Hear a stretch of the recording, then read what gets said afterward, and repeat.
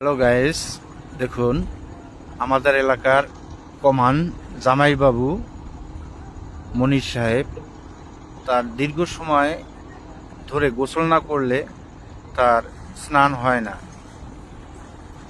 1 থেকে 1.5 ঘন্টা তার গা ডলার জন্য সাবান লাগে, সোপা লাগে। সে লবণ পানি হোক আর মিষ্টি পানি হোক আর ঘোলা পানি হোক, কোনো বাদ মানামানি নেই। তাকে সাবান দিয়ে ডলে ঘষে মেজে পরিষ্কার করে তার স্নান গোসল সারতে হয়। ঘন্টার পর ঘন্টা সে গোসল না করলে তার মন ভরে না, তার মন খুবই খারাপ থাকে।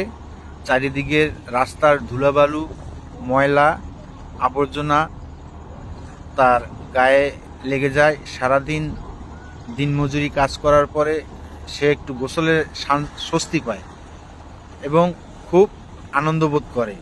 দেখেন, ডুব দিলেই টুপুস করে তার মাথা উঠে যায়। অনেকে বলে যে ডুব দিয়ে হোগা ভেসে ওঠে। এরকম পরিস্থিতি আমার জামাইবাবুর। এই পরিস্থিতিতে সে নদীতে ডুব দিলেই মাথা উপরে টুপ করে ঠেলে ওঠে। দেখুন বন্ধুরা, এভাবেই সে গোসল করে, স্নান করে।